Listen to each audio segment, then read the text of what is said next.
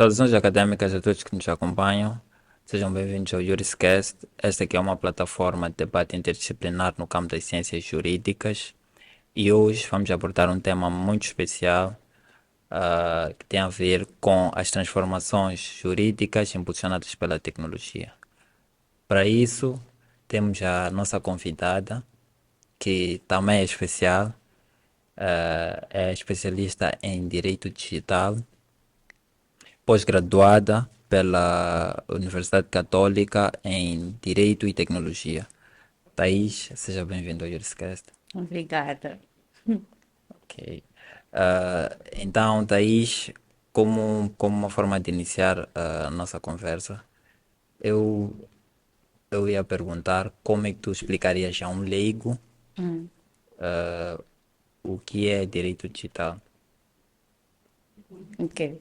Em termos básicos, direito digital, primeiro, as primeiras lições que nós temos em direito é que o direito vai regular a sociedade, né? Exato. E recentemente nós temos visto que estamos mais acostumados, ou estamos a presenciar um contexto de transformação em termos do que é realmente a sociedade agora.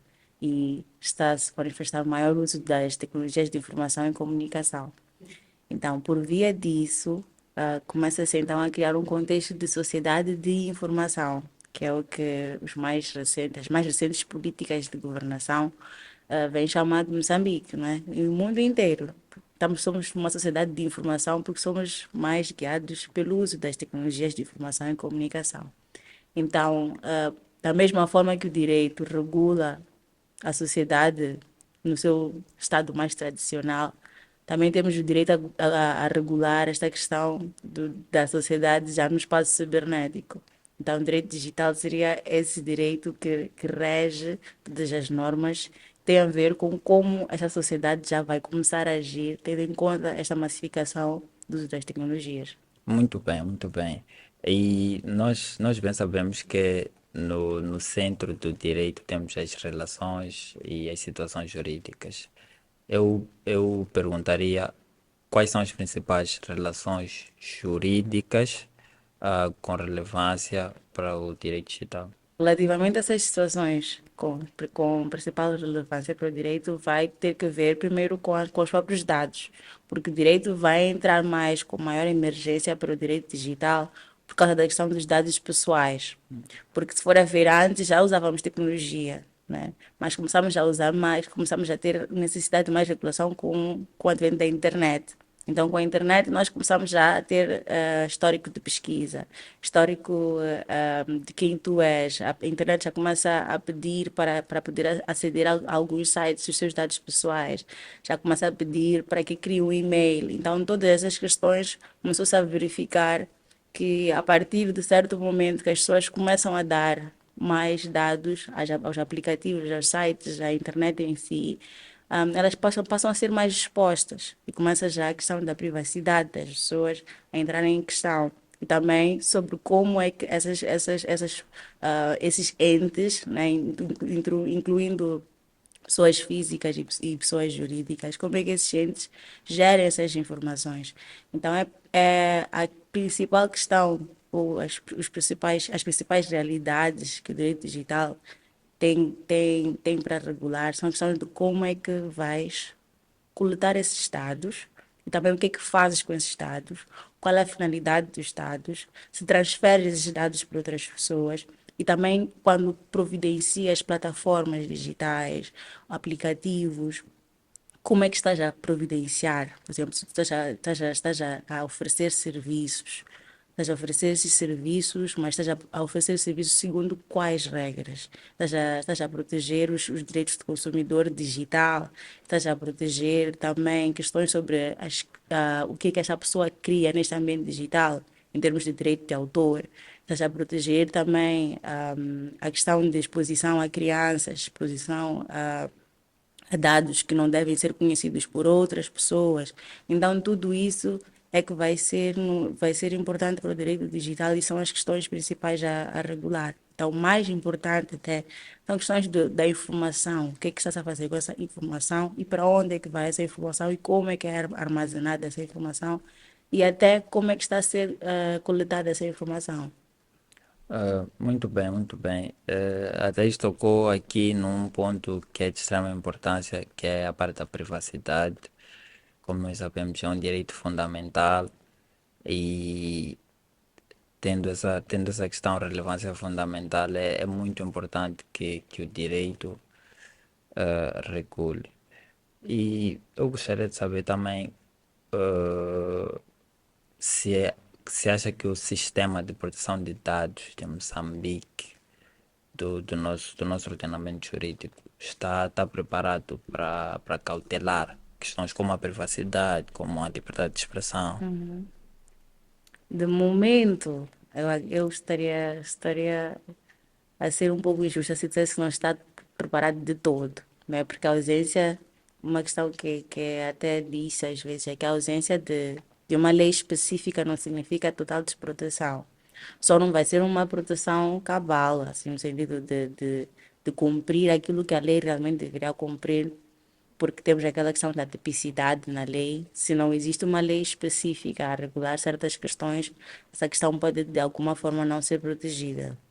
Então, no momento, eu acredito que o ordenamento jurídico moçambicano está a preparar-se, né? Porque já temos algumas leis em vista que vão dar mais peso para essa proteção que se pretende dar. Por exemplo, já tem em vista, já tem propostas, não é? De lei de proteção de dados, já existe uma proposta de lei de segurança cibernética, já existe uma outra proposta de lei de crimes cibernéticos e também duas outras propostas para regulamentos de centros de dados e de cloud computing.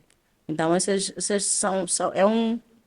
é uma vasta legislação que vai dar um pouco mais de sustentação àquilo que é a proteção no espaço digital. Dizer que com isso estaríamos totalmente protegidos também seria um pouco prematuro, né? Porque os outros ordenamentos jurídicos que também já têm várias leis sobre o assunto não estão totalmente protegidos, mas seria já é um bom ponto de partida para avançar. Realmente não é tarefa fácil, porque o setor tecnológico é altamente dinâmico e está em contraposição ao direito que sempre vota pelo rigor, né? Mas eu creio que estamos a dar, pela sua resposta, estamos a dar os passos certos. E uma outra questão que eu acho que precisa de um pouco de esclarecimento é sobre. E por que que eu faço essa pergunta? O espaço digital, o espaço da internet, é um espaço dominado por empresas que muitas vezes não estão sediadas em Moçambique e também chegam a não ter representação em Moçambique. Estamos a falar dos Facebooks, dos Instagrams. E eu perguntaria a Thaís se há, se há possibilidade de, no caso, né, de haver algum tipo de violação de direitos dos usuários moçambicanos, se haveria a possibilidade de responsabilização dessas plataformas. Então, atualmente temos um regulador, não é? Que é o Instituto Nacional de Tecnologias de Informação e Comunicação, o INTIC, que já aprovou uma lei, até um regulamento, sobre os provedores intermediários de serviços que são realmente cabem nesse exemplo que fez da Google, de Facebook, que são empresas de fora, que não têm uma representação cá em Moçambique. Então, este regulamento de provedores intermediários de serviços e operadores de plataformas digitais é, é um regulamento que obriga estas empresas que estão sediadas fora, mas que têm operação em Moçambique, que tenham um representante cá em Moçambique. Então é obrigatório que essas empresas tenham um representante em Moçambique. Também é obrigatório que estas sigam as normas relativamente à proteção de dados e todas as questões sobre o ambiente digital de cada Moçambique. Então, se houver alguma questão, e provavelmente seja em razão de ou falhas na operação, ou porque houve falhas relativamente à proteção de dados por aí fora, a intenção do INTIC é ter por ter esta representação cá em Moçambique, depois já ser mais fácil responsabilizar essas empresas. No entanto, neste momento, porque estamos num momento de conscientização sobre o que é realmente esta questão de regulação do direito digital, o INTIC não tem agido de uma forma muito incisiva, no sentido de aplicar multas ou realmente impedir o acesso, porque o normal, né, que se espera, né, logo que uma lei entra em vigor, porque esta lei já está em vigor, este regulamento já está em vigor, é que a partir do momento que essas empresas não têm um regulamento, não têm, desculpa, não têm uma representação, corta-se o serviço. Então significa que eu ia parar de ter acesso ao Instagram, parar de ter acesso ao Facebook, mas não quer se afastar o investimento, não quer também prejudicar aqueles que já usam, porque a tecnologia veio antes da lei. Então, agora está-se mais a garantir isso de uma forma mais branda para que depois essas empresas também possam ser responsabilizadas caso haja necessidade. Muito bem. Ainda falando sobre responsabilidade, é frequente, né? Não é tão frequente, mas não é novidade que há apagões cíclicos, né? De serviços de tecnologia e informação em Moçambique. E se há espaço, né? Ou quais são as saídas para nós, os usuários, temos uma espécie de responsabilização por parte dos provedores de serviços de internet, nos casos de apagões, porque nós nos encontramos numa época em que tudo gira em torno das tecnologias de informação, então se há apagões de internet, de certa forma, ah, a economia, tanto no macro como no micro, vai-se afetada e o nosso dia a dia acaba não funcionando como deveria. Então, a questão é mais ou menos essa. Ok. Então, a semelhança do que aconteceu recentemente, acredito que tenha sido há um ano, 2 anos, que houve aquela toda a confusão do INTIC, por causa da questão da internet, os tarifários aumentaram e depois as pessoas começaram a manifestar e também fizeram reclamações junto ao regulador e até a CPI Sim, sim, ok. do CIP, também propôs uma ação contra as operadoras de serviços de internet. Então, foi nesse sentido que nessa mesma base também pode ser usada para essas questões dos apagões, né? Se não é uma questão, primeiro, a questão do tarifário não é uma questão da responsabilidade tanto do regulador como das provedoras, né? Podia-se claramente obter a responsabilidade dessas entidades.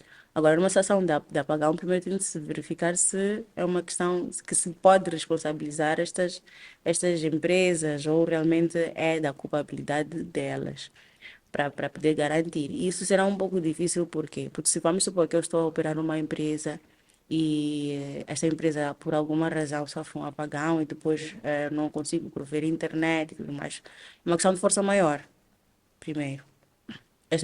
Os operadores podem invocar uma força maior e realmente tentar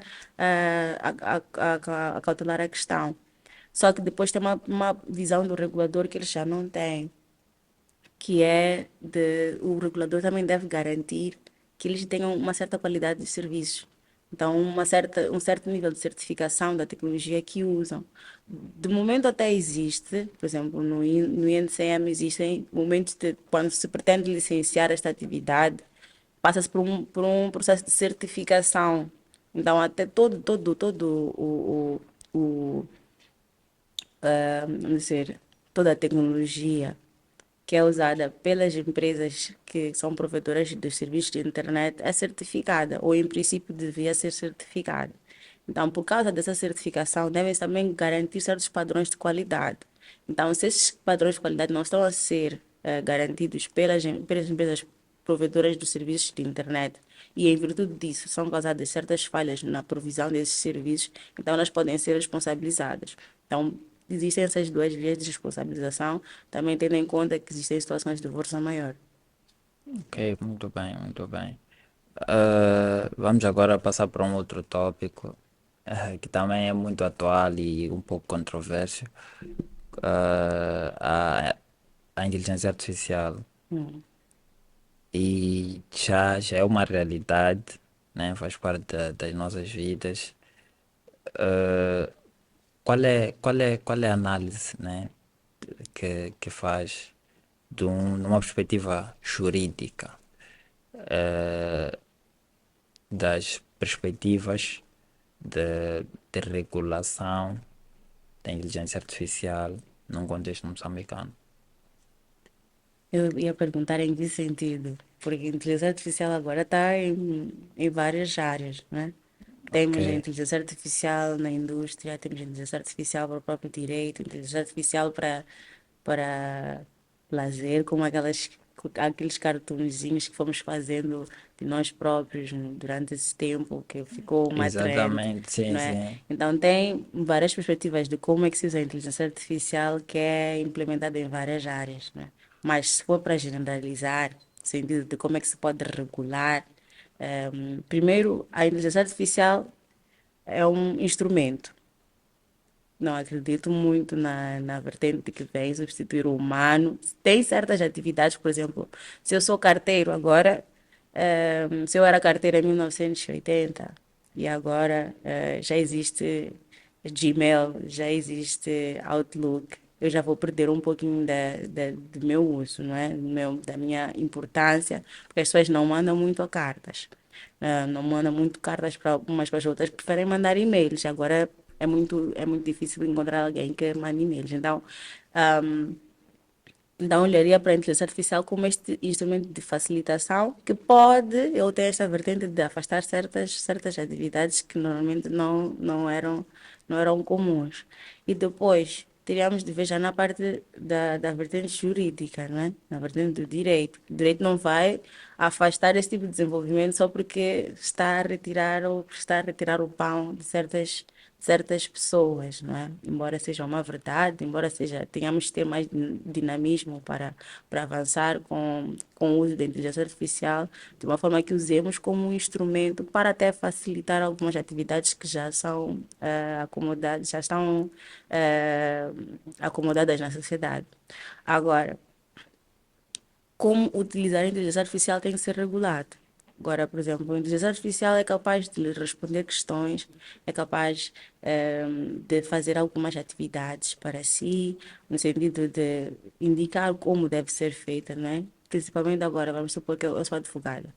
Algumas questões podem ser mais sumarizadas porque eu estou usando a inteligência artificial, então facilita muito. Mas eu também tenho que saber como usar essa inteligência artificial. Por exemplo, pessoas que têm dever de sigilo profissional, cabe a elas usar a inteligência artificial introduzindo esses dados sigilosos na inteligência artificial, em plataformas de inteligência artificial. E também a cautela, essas plataformas que providenciam esses serviços de inteligência artificial, como é que, depois o que é que fazem com a informação? O exemplo de como é que, dessa questão das fotos que eram colocadas na inteligência artificial e depois colocavam em bonecos animados. Ahm, Aquelas fotos foram para onde? Essa questão que ninguém se faz. Que estão a usar para quê? Depois, qual vai ser a finalidade? Por que criar essa trend? Então, esse tipo de questionamento é que o direito deve vir fazer essas empresas responderem. Porque uma coisa é eu estar a usar de forma, tá na moda e tudo mais. Mas as pessoas primeiro devem saber o porquê dessas informações estarem aí disponibilizadas nessas plataformas. O que é que se vai fazer afinal com essas plataformas? Então é isso que o direito vem responder. Que primeiro, se uma pessoa de livre, e espontânea vontade está a providenciar a sua foto, devem lhe informar que essa foto vai ser para um outro para um outro, ou vai criar-se deepfake, ou vai se criar vídeos, ou vai aprimorar a própria aplicação, porque não é de borla. E agora a moeda que mais se usa na internet são os dados. Nós achamos que que as plataformas de inteligência artificial apenas são for free, e temos aquela versão que paga, se tem a versão for free, mas a for free é porque está a levar os seus dados sem o seu consentimento.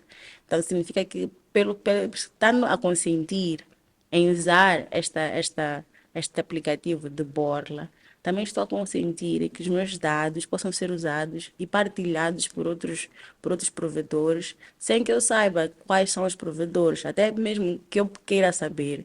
Vão me dar um documento extenso a indicar todas as finalidades que querem indicar. E eu nem sequer ter tempo de ler esse documento, porque eu simplesmente quero aproveitar daquilo que a inteligência artificial tem de bom. Porque eu só quero usar a inteligência artificial, quero uma foto que tenha bonecos prontos.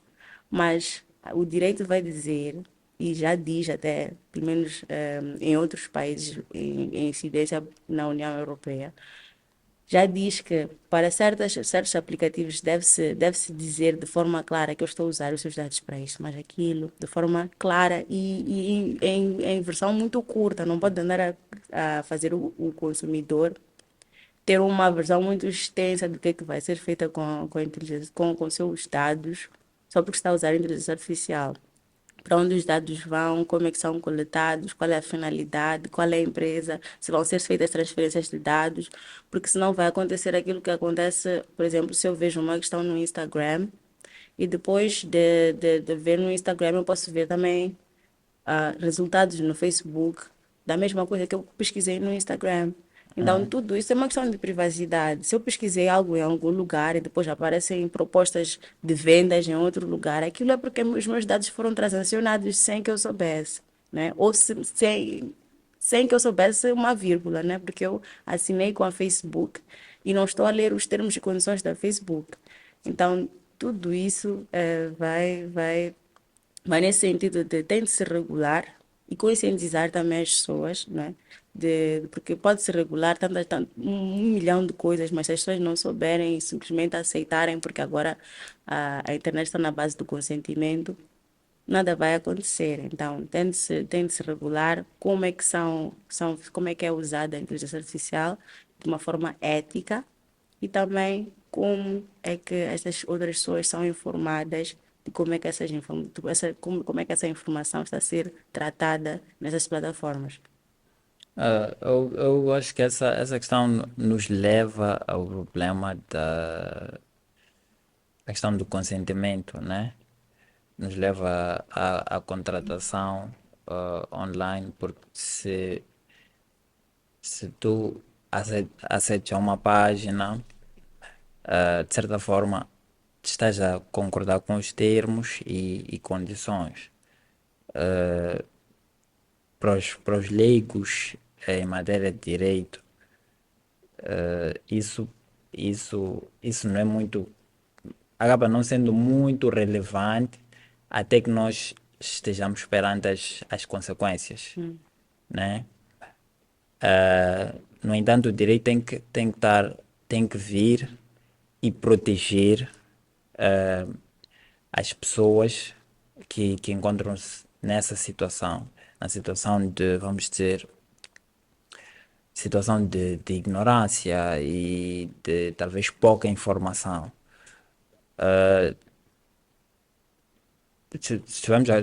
Até esteve a dizer que os provedores de serviços online muitas vezes são obrigados a ter uma representação em Moçambique. No entanto, acho que isso é um pouquinho difícil de controlar, porque hoje em dia nós estamos. As pessoas fazem compras online, usam vários sites, não só os sites mais conhecidos como a Amazon e Alibaba, por aí. Hoje é possível fazer compras em qualquer site.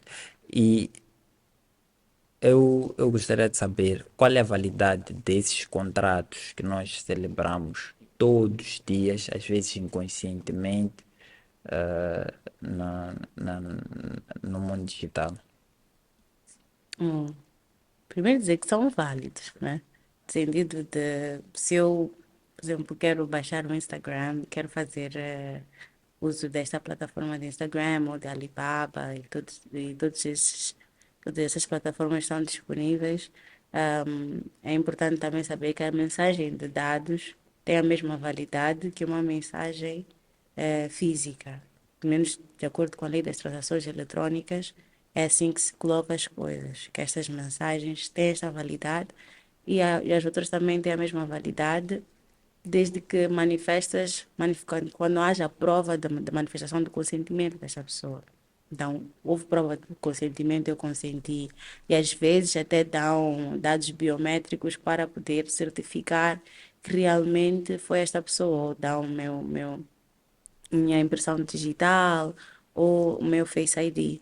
Então, alguma forma de atestar que esta pessoa que está a providenciar ou está a assinar este serviço é a pessoa que identificada como Thaís. Então, essa é uma das formas que no mundo digital pode-se atestar que houve consentimento. Agora, existem outros tipos de contratos que já exigem um pouco mais de rigor. Existem contratos que vão exigir uma assinatura de um contrato. Existem contratos eletrônicos, não é?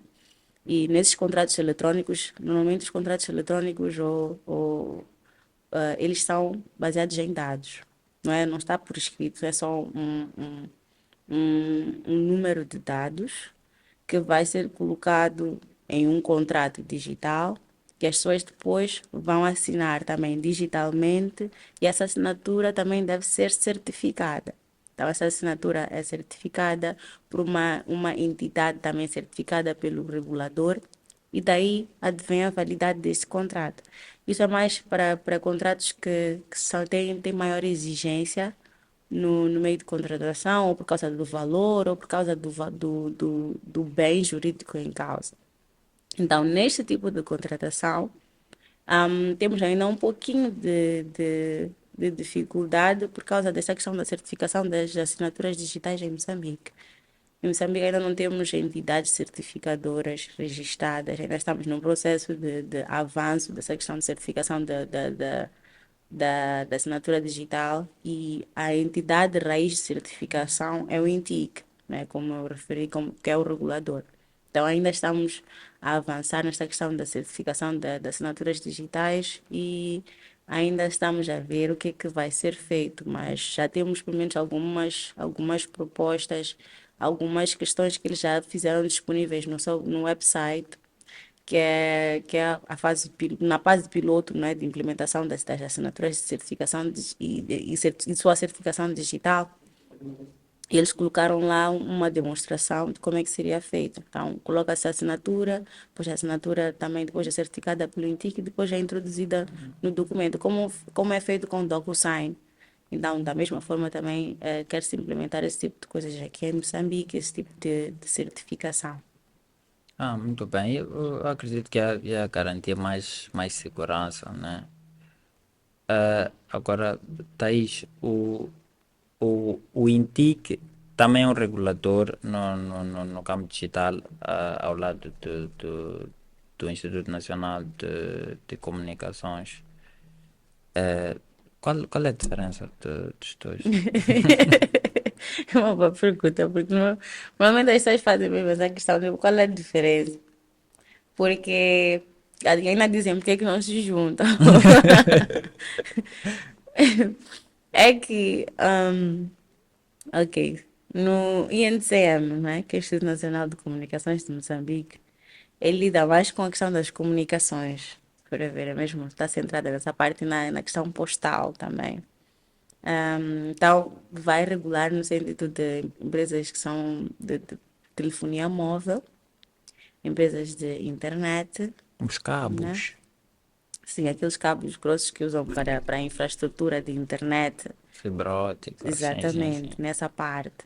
Então, eles lidam mais com essa questão das infraestruturas críticas, tudo isso tem a ver com o INCM, também o licenciamento destas empresas. Depois também quando elas querem ter o M-Pesa em mola e tudo mais, também vão para ela, para o INCM fazer a certificação para poderem também operar nessa medida, porque aquele número que nós colocamos de 898 quando é em mola ou 151, para podermos, aquilo tudo tem de ser registrado ou certificado junto ao INCM. Então, tudo aquilo que fazemos para comunicações.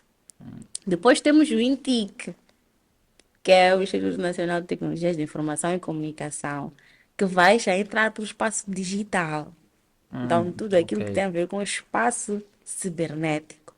Então, é como se o INCM estamos aqui numa realidade que é aqui entre nós. Depois temos o INTIC que vai regular esta realidade virtual, né? Não, porque nós já estamos a avançar para um outro estágio das tecnologias. E nesse outro estágio das tecnologias, quando falamos de inteligência artificial, dessa questão de dados, dessa questão de contratação eletrônica, de garantir um governo eletrônico, agora também fala-se dessa questão de criação do governo eletrônico. Tudo isso tem a ver com o INTIC. Depois, outra questão ainda mais específica, é nessa questão de governo eletrônico, temos uma outra entidade, que já chama-se INAS. É o Então, temos. multiverso de entidades. Exatamente. Então, nesse INAS, antes estava com o INTIC, e trabalhavam em conjunto, né? Era mesmo, o foco das atividades era o mesmo entre o INTIC e o INAS. Só que depois disseram que não, temos que separar. E por quê? Para garantir maior a velocidade na implementação. Então, o INTIC trata de questões regulatórias. Leis, conscientização, a regulação, controle. O INAS age. Então, o INAS é mais formado por técnicos, né? É a parte técnica. Vamos dizer que o INTIC é a parte teórica e o INAS seria a parte Ok, técnica. ok. Então, o INAS vai implementar esta questão de todos os funcionários públicos terem um e-mail do governo. Lembra-se também quando nós tivemos um tempo em que tivemos muitos ataques cibernéticos Sim, sim, nos sim, sim, sites do sim. governo. Foram capturados e. Exatamente, capturaram informação, alguma coisa assim. Então, o INAS é que vai, na parte técnica, agir contra essas questões, garantindo mais segurança cibernética, garantindo interoperabilidade entre os sistemas. Então, todas essas questões mais técnicas, mais de IT, Ok, vão ok. para o INAS, enquanto que o INTIC vai se encarregar de regular, fazer esta interligação entre setores, fazer esta questão de implementação para depois implementação mais na parte regulatória, né? Mais na parte teórica. Então é basicamente essa separação que temos em termos de. Mas o INAS não é regulador. Quem são os reguladores são só o INCM e o INTIC. O INAS é só para implementação. Ok, ok. Então, assim, numa linguagem mais barata, nós diríamos que o NCM trata do hardware, o Yeah. Intacct trata o Do Intacct. software. Ah, ok, ok, ok. E eu acho que é muito bonito acompanhar essas transformações, né, que estão a acontecer no mundo jurídico, impulsionadas pela tecnologia. E há pessoas que até iriam mais longe, né, em achar que já estamos na altura de ter a inteligência artificial de substituir aos juízes. Hum, O que acha disso? de substituição. Sim. Ok.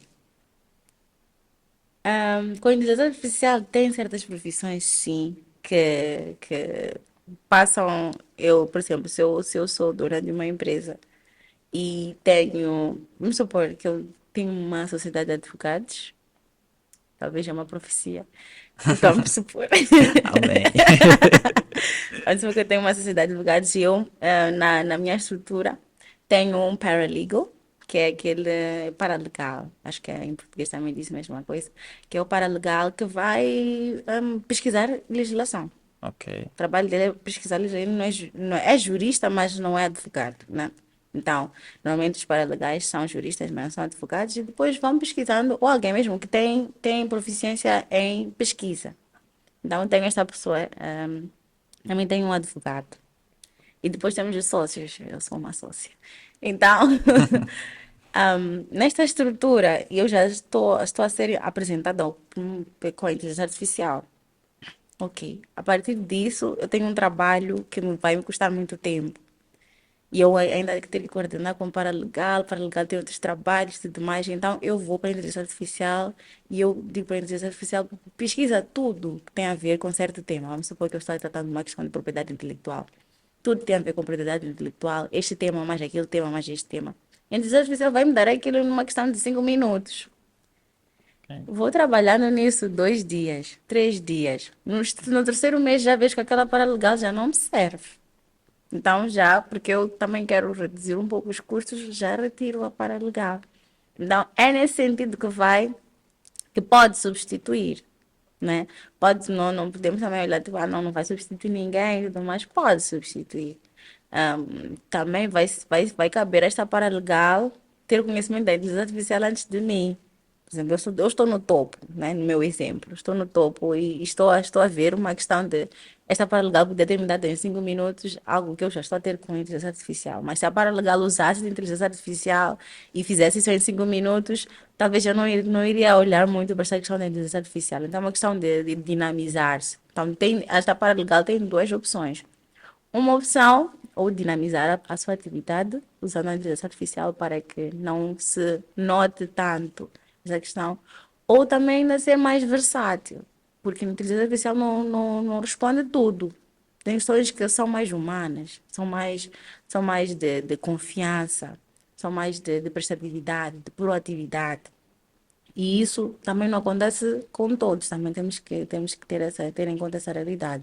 Então, quando esse debate de inteligência artificial substituir certas atividades, é possível sim. Como, por exemplo, no tribunal tem o escrivão está encarregue de ouvir e escrever aquilo e escrever o que acontece na audiência, e depois para constar em ata. Mas eu posso fazer agora isso só colocando um áudio e a inteligência artificial vai me dar. Então significa que eu já não vou precisar. Mas existem certas atividades que são de confiança e são também de responsabilidade. No sentido de não só a pessoa tem que ter responsabilidade, como também deve ser possível exigir a responsabilidade dessa pessoa. Um juiz emanou uma sentença, uma questão de 3 milhões de meticais. E está a agir de uma forma que eu não acho que é conforme. Eu vou exigir que este juiz tenha ética quando ser inteligência artificial. Vou perguntar quais foram as bases, porque também a inteligência artificial tem um back-end que nós não sabemos quais são as respostas que dão. Uma mesma inteligência artificial podemos introduzir as mesmas questões. Por exemplo, o Orlando podia agora ir para uma outra plataforma, colocar uma questão, ter uma resposta, e eu também ir para a mesma plataforma de inteligência artificial, colocar uma questão, ter uma outra resposta. Porque também tem essa versatilidade dentro da inteligência artificial. Então não significa que todas as questões, todas as respostas serão certas ou humanamente corretas. Porque no âmbito da atividade do juiz, ele não só segue a lei, mas também segue a consciência. Realmente. Não se baseia na sua consciência, mas segue a consciência. Existem questões que, por exemplo, num tribunal criminal, alguém realmente deve ter uma pena de 1 ano. Mas aquela pena pode ser substituída por multa, né? Então, essas questões, quem é que vai pensar? A inteligência artificial que vai ter esta questão humana de pensar, essa questão de verificar o que está em jogo, quais são as questões que estão em jogo. Também o critério de justiça, será que a inteligência artificial tem isso? Também na posição do advogado. Uma questão que eu acho que nunca, há de aparecer inteligência artificial até onde, mas nenhuma inteligência artificial vai poder substituir um advogado com rigor. Porque, primeiro, os clientes, quando vêm para um advogado, estão à procura de conforto. Tem a parte sentimental também. Tem a parte de transmitir conforto. E confiança. Exatamente, e confiança. Agora, eu estou a ir para uma plataforma, olha, o meu caso é este. Acha que eu tenho razão? Ele vai dizer, tem razão. Sim, mas poderes desenvolver mais, é só onde eu tenho razão. Ou quais são as outras vias, se eu não tiver razão. Ou quais são as outras formas que eu posso agir. Como é que está o ambiente agora? Qual é a prática em Moçambique? Como é que está o mercado? Se eu quero implementar uma empresa, qual é que acha que qual é que é a forma que acha que eu devo seguir? Então, isso é uma pessoa que responde. E uma pessoa devidamente instruída e com experiência. É por isso que quando escolhemos advogado até, às vezes se temos um advogado com 1 ano de experiência, achamos, então, vamos para aquele que tem 5 anos ou 10 anos de experiência, porque estamos a ver que este está mais maduro no conhecimento do mercado. Agora, uma inteligência artificial amadureceu quando? Teve experiência quando? Vivenciou quando? Então, são questões de confiança, de transmitir esta questão. O meu problema vai ser resolvido por esta pessoa e eu posso descansar, porque esta cada dia vai me dando reportes que eu estou a ir. Quem quer de ir para a instituição pública que quer de tratar do seu assunto? Quem é que quer de tratar o assunto acolá e vai dar seguimento? Quem é que vai falar com o tribunal? Olha, o meu cliente está com pressa, quando é que vai ser a audiência? Todas essas questões é um advogado. Então, a inteligência artificial pode substituir algumas funções, mas a própria função do advogado eu acho que é um pouco difícil. Ok, então a inteligência artificial não vai tirar o trabalho de ninguém, mas Não podemos de vir, ninguém. poder vir a dizer que quem sabe usar a inteligência artificial é que é que vai acabar tirando o trabalho de quem não está Eu preparado. introduzi duas coisas. Ah, Só para também não depois, como a inteligência artificial começar a despedir pessoas, depois dizer, tá, isso disse isso, não. Eu introduzi um cenário em que alguém do topo tem um inteligência artificial e escolhe simplesmente desfazer-se da pessoa. Por achar que não está a trazer nada mais. Está, aquilo que de forma mecânica é trazido pela inteligência artificial também pode ser trazido para esta paralegal. Então, esta paralegal, eu numa questão de cortar as pessoas dentro da, porque eu tenho mais custos com a pessoa e menos custos com a inteligência artificial, então eu vou seguir por retirar esta pessoa ou achar esta atividade desnecessária. porque no final das contas, a própria inteligência artificial precisa de alguém para dar os comandos, que dê os Sim, mas comandos. pode ser uma só pessoa. Mas eu tenho um paralegal Ah, e tenho um advogado encarregado de trabalhar no assunto. O advogado encarregado de trabalhar no assunto pode simplesmente usar a inteligência artificial sem usar o paralegal. eu acho que eh, ele pode chegar a uma conclusão, mas não vai estar a par das especificidades que talvez um paralegal poderia. Exatamente. É por isso que esse paralegal vai estar obrigado a tratar mais dessas especificidades, a trazer um valor acrescentado do que aquilo que é meramente mecânico. Mas nem sempre isso nem sempre acontece. Um paralegal às vezes é só um paralegal, né? No sentido de faz o seu trabalho bem, mas o seu trabalho que faz bem também pode ser bem feito pela inteligência artificial, né? Então, há questões, é aquele exemplo também do carteiro. O carteiro, ele dava as cartas bem, entregava as cartas bem em cada porta, mas tem um método que é muito mais rápido. Vou mandar um e-mail. Realmente, yeah. Não é por essa via que digo que sim, pode ser substituído, mas existem certas profissões por causa da confiança que se pretende. Por exemplo, um médico.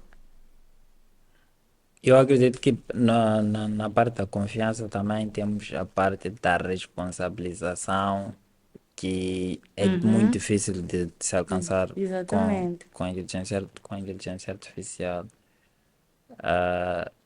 E ainda falando sobre responsabilização, nós já falamos da responsabilização dos provedores de serviços de internet, mas não falamos da responsabilização dos usuários, né? Que muitas vezes acabam abusando do advento das tecnologias para difamar, Hum. para enganar. E será que nós em Moçambique já estamos preparados para cautelar esse tipo de situações? Não. Uma questão que ainda não, de verdade ainda não. Acho que talvez com a nova lei de crimes cibernéticos que vai, se, por exemplo, introduzir essa questão do bullying cibernético, né? Por exemplo, É alguém, muito interessante. sim, quando, por exemplo, num contexto, e acontece muito, que é a maior parte das pessoas que usam a internet ou redes sociais são adolescentes ou crianças, né? Normalmente, os ataques de cyberbullying são por vias de redes sociais, né? Sem o cyberbullying. E para o cyberbullying já não tem como alguém, assim, de forma direta, responsabilizar esta pessoa que tem praticado isso. Também tem a questão de aliciar crianças por meio da internet, né? Uhum.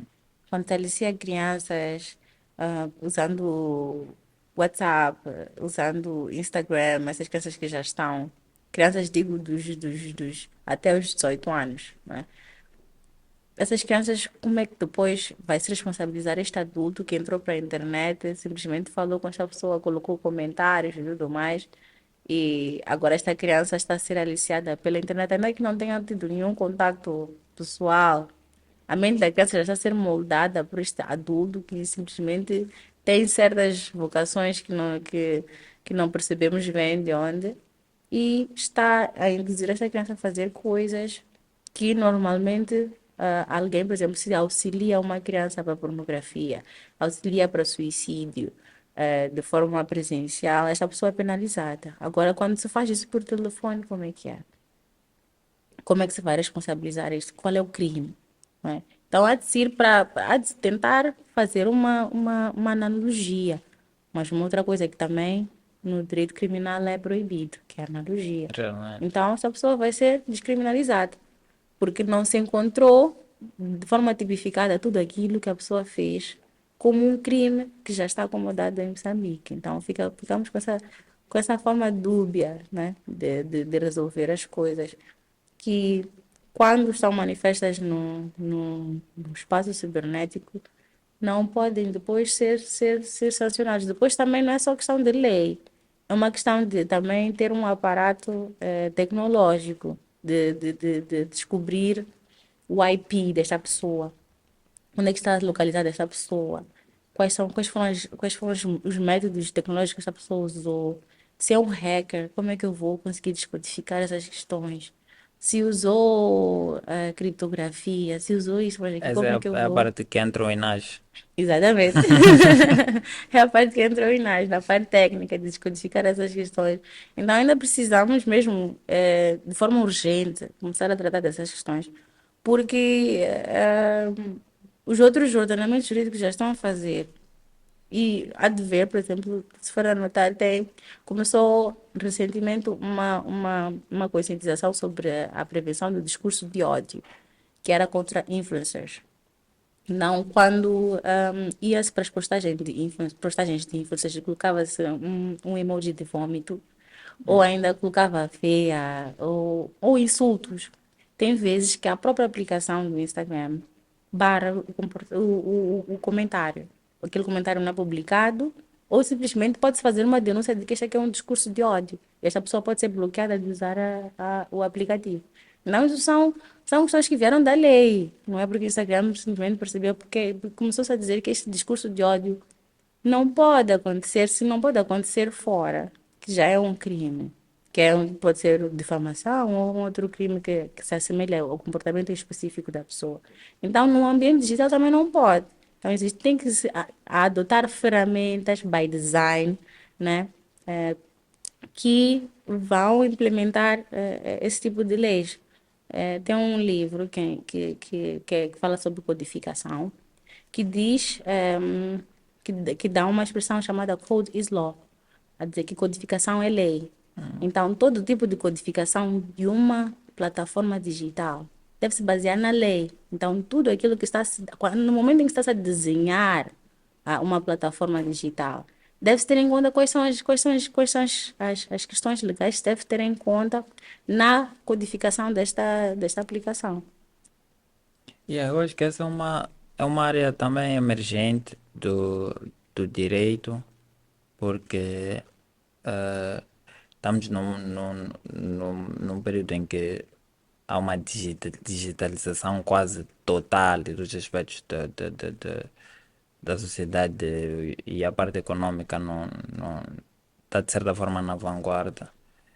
E teremos cada vez mais eh, profissionais do direito especializados em tecnologias de informação. É muito interessante, é interessante. Infelizmente estamos no final da nossa conversa. Né? É, Já ficar todo dia. realmente, realmente.